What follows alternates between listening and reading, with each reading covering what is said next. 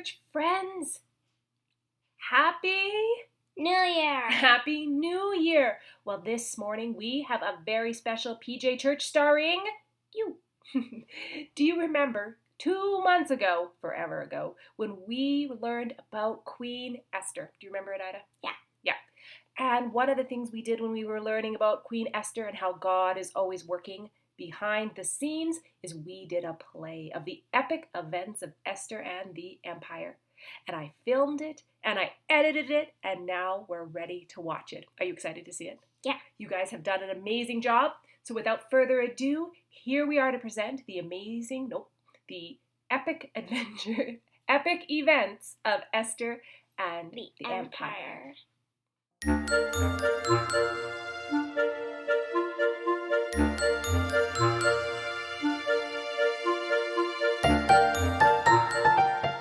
Ready? Step to the middle of the stage. Ready? Quiet on set. Quiet on set. Okay. The epic events of Queen Esther. Take one. Take one. The story starts in a place called Persia with a king named Xerxes. Xerxes, come to the front, Xerxes. King Xerxes was very wealthy and loved showing off everything he had, including Queen Vashti. Well, Queen Vashti wasn't always up for a party and strutting her stuff. Can you show us how to strut your stuff? No, that's okay. She didn't always want to, just like this morning. And Queen Vashti wasn't always up to that, so one time she refused. She stood her ground, crossed her arms, and turned her nose up at the invitation. Oh. And the king, he got really angry. Like, really angry. Come on, buddy, show me some anger. Oh, yeah. How's anger? Oh, so angry. And when King Xerxes had settled down from throwing her all fit, he thought about what to do with Queen Vashti, and he sent her away. Send her away, king. Take her around first. Take her. So the king's attendants, come along, attendants. King's attendants, come on to the center here. Talk to the king and help him out. He's in a time of distress. He's lost his queen. The king's attendants said, listening, they said, let's get all the beautiful girls together. The one who impresses the king will replace the queen. So let's say, attendants say, let's replace the queen. Let's replace the queen. This idea made the king super happy. Yeah, and he jumped up and down, he clapped his hands, and he did a happy dance. So the attendants went around the kingdom and brought all the beautiful girls to the palace. Okay, cut. Now attendants, this is where you need to go and get some beautiful girls. Maybe choose a couple more from the crowd. Choose some beautiful girls. Excellent. Choose this beautiful girl. Oh, beautiful, wonderful. All right. Emily. All right, you've got some beautiful girls. Good. She is one of the beautiful girls. All right, come on down. All the beautiful girls the attendants have found. Wonderful. Excellent. Okay, now, where's Esther? Esther, where's Esther? Oh, Esther, she's right there. Okay. Quiet on the set. Listening.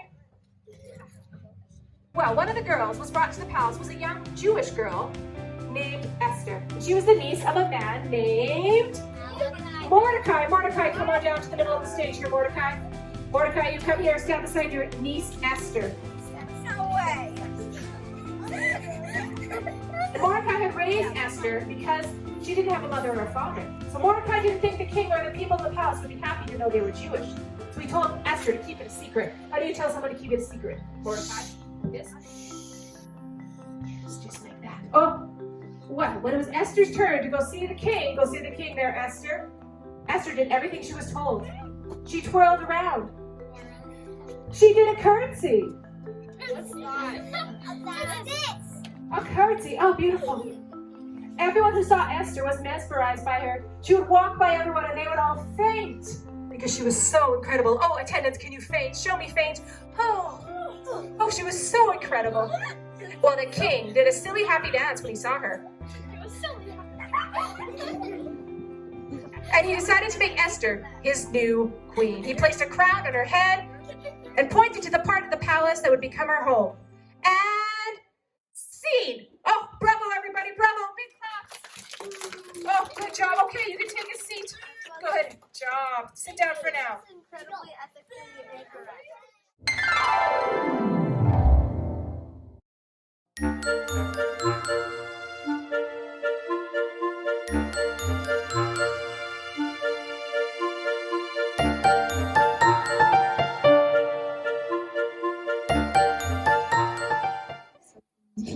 Take one. All right, here. When we last saw King Xerxes, he had gotten himself a brand new queen named Esther. But today's story is not about her, but her cousin Mordecai. Mordecai, wave to the audience, please. Mordecai, wave to the audience. Hello, Mordecai. Come on to the middle here, Mordecai. He's Haman. Oh, okay, sorry, Mordecai. Come to the middle. Sorry. Be careful, don't trip, Mordecai. All right, Mordecai, wave to the audience. Thank you, Mordecai. Mordecai had warned Esther before to make sure she didn't reveal to her family that her family's background. And Mordecai knew that many people in the kingdom of Persia didn't like the Jews. And they didn't like that they were living among them. But now that Esther was queen, Mordecai was probably worried the secret would come out. Were you worried? Show me worried. No, very worried. He kept watching the palace gates and he was pacing back and forth, back and forth. Be very careful pacing back and forth. Oh my goodness. Okay, we need to find you clothes that fit you a bit better. All right, during one of these daily strolls, he overheard something. Bigthana and Teresh. Where are Bigthana and Teresh? Come on in, Bigthana and Teresh. That's you. You, right? Teresh, yes, come on up. Bigthana and Teresh were planning something in hushed voices and motioning wildly. So she'll make and it turns out they were two of the king's officers and they were trying to overthrow the king. Bum, bum, bum. When the king found out, he gave the order for the two conspirators to be punished. Bigthana and Teresh run off the stage. You've been punished and banished. Keep off the stage. There you go, very good. Oh, how do you know? You think they were bad people? There was even a badder guy. His name was Haman. Haman, come on down. Haman walked around the kingdom like he owned the place because he was the king's right-hand man. And he was very proud of it. Did you own the place? Walk around like, yeah, good stuff. That's right.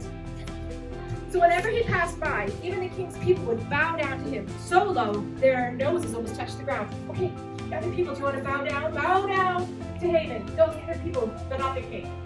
But the other people, you can bow down. Everybody sit. Oh, they're all bowing down. Oh, look at them all bow down. Look at all the people bowing down. I am not down. No. But our friend Mordecai here, he refused to do it. What do you say? I refuse. He refused to do it. Now the Bible doesn't say, but we can safely guess that Mordecai refused to bow to Haman because Mordecai believed in God and worshipped God. And that made Haman furious. How do you be furious? So angry. One day, King Xerxes was laying in bed, pretending to be laying in bed. Oh, he was laying in bed, but he couldn't sleep. He kept tossing and turning. He counted sheep. He jumped up and did some jumping jacks. There you go. Whoop, yep. He did some jumping jacks. Finally, he asked one of the people to read him a book, which was kind of like a journal. It was a record of everything that had happened. So one of his attendants came and read him the story about about Mordecai. That's okay. Come on up. Come and pretend to read to him. Perfect. Can you pretend to read to King Xerxes? You've got papers. Perfect. Pretend to read. Oh my goodness. And she read this story about the time Mordecai had saved the king's life by exposing Bigthana and Teresh's plan. Exposing the plan to harm the king. Exposing. Xerxes sat up very suddenly. He had just realized that nothing had been done to recognize Mordecai for his good deed. He scratched his head and thought aloud, what should we do? Just then, Haman skipped into the palace courts, humming cheerfully. You see, he had an evil plan for Mordecai and Mordecai's people, and he was just coming to know it. And then just then, one of the king's people grabbed Haman and brought him before the king. And Haman bowed a fancy bow. Oh, very fancy. The king was happy to see Haman and asked him, what should I do for someone that I really want to honor? What should I do?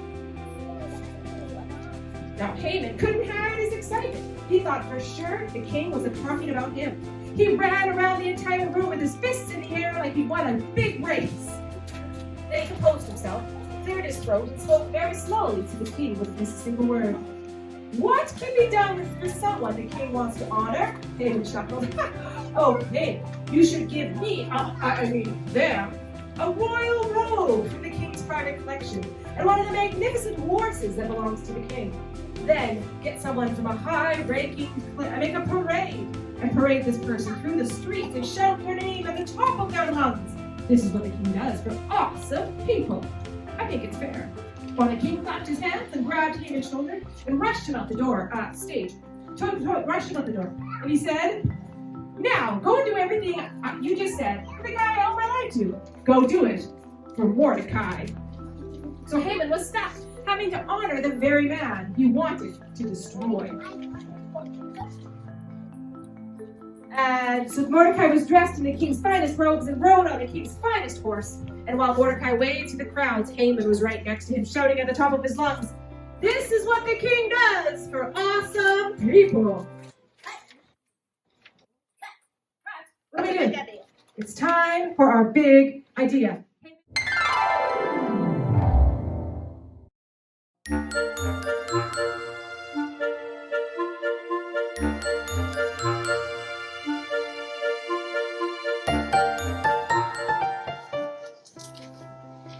Haman was a high-ranking member. Where's Haman? Haman, come on out to the center here. Haman was a high-ranking member of the king's court. In fact, he was the second most powerful man in the whole kingdom. That's why, whenever Haman entered the room, everyone around him would bow. Oh, we bow to Haman. Oh, but not Mordecai. Oh, Mordecai. Come on out, Mordecai. Mordecai, you didn't bow, did you? No, not Mordecai. Mordecai didn't bow, and Haman got angrier and angrier until one day he decided he needed to get rid of Mordecai, and not just Mordecai, all of Mordecai's people too, who were called the Jews. So Haman sought an audience with the king, and King Xerxes listened. Oh, we don't have King Xerxes. Can I be? Anna, come quickly be King Xerxes. She's a woman. King Xerxes listened. He nodded his head a lot. Haman made the Jewish people sound like an absolute menace to the kingdom. So the king took off his ring, pretended to take off your ring, and gave it to Haman, which meant Haman could create and enforce any laws he wanted. Haman took the ring, smiled a villainous smile. Can you get an evil laugh, Haman? Evil laugh. Then skipped off to set his plan in motion. You can Haman and King leave. Good job. So soon after this happened, the royal scribes were summoned, and they all wrote down the order that Haman had made up. And these notices were delivered all across the land. Messenger, come and deliver the notices. Good job. And the order was this. In less than a year, on the date of the decree, all the Jewish people would be rounded up and destroyed. Men, women, children, and probably their pets. Cut. No, guys, when I say and probably their pets, cut. I need you all to go, gasp like that. Okay, let's try it again. Here we go. One more time. Okay, and you can even clap your hands over your mouth like you can't believe it's about to happen. Ready? Here we go. When Mordecai and they made up these notices and delivered them through the land, and the order was this. In less than a year, on the date of the decree, all the Jewish people would be rounded up and destroyed. Men, women, children, and their pets too. Now, when Mordecai heard this, he did more than gasp. He was anguished. Oh, you're so sad. You're so sad, Mordecai. That's you. Mordecai, are you so sad? How do you look if you're sad? Oh, so sad. He tore out his clothes and he wept. And he dressed in sackcloth for the rest of the day. So Mordecai's cousin, Esther, so messenger, you can go and deliver the message. Esther, who was now the queen, she was in the palace when she found out that poor Mordecai was so sad. So she sent a messenger to go find out why. Go find out why Mordecai is sad. Well, the messenger ran from the palace to where Mordecai was. And Mordecai told the messenger to tell Esther about what Haman had done. And he gave the messenger a copy of the decree that was posted everywhere and that contained the order. He told the messenger to go tell Esther, and so he did. I didn't. When she heard Mordecai's message, Esther crossed her arms. She crossed her arms, Esther. Oh, there was no way she could do what Mordecai was asking. Esther knew she had to talk to the king, but no one was allowed to go to him without an appointment. If she just showed up unannounced, she could be in really big trouble. So the messenger ran back to Mordecai with Esther's reply. This is what Mordecai said back to her. Just because you're the queen, don't think that's going to save you from what Haman has ordered for the Jews.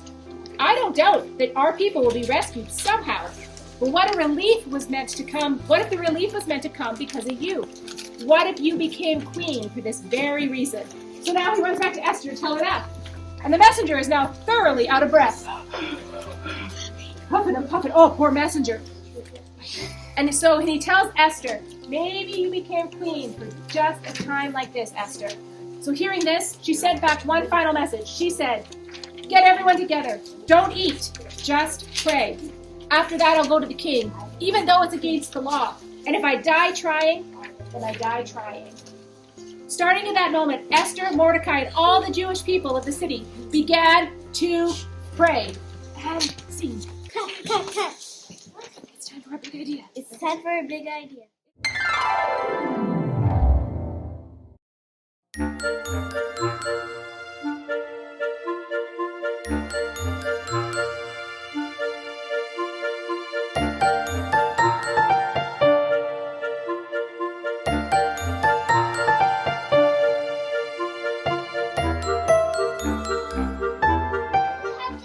Esther, scene 4, take 1. Here we go. In the previous scene, Mordecai had asked his cousin Esther.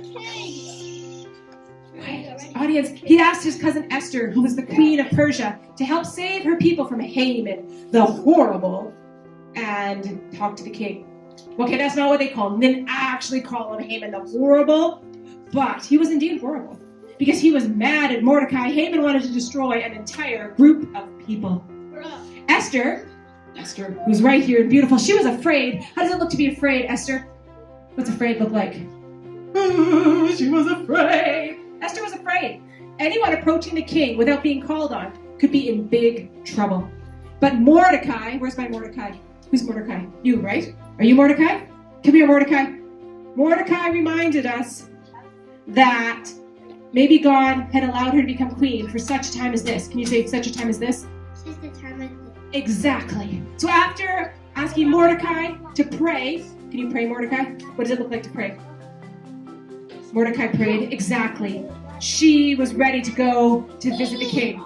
So Esther slowly put on her royal robe. She looked so beautiful. She topped it off with her shiny crown. Then she slowly came toward the king. King Xerxes, come here. That's you.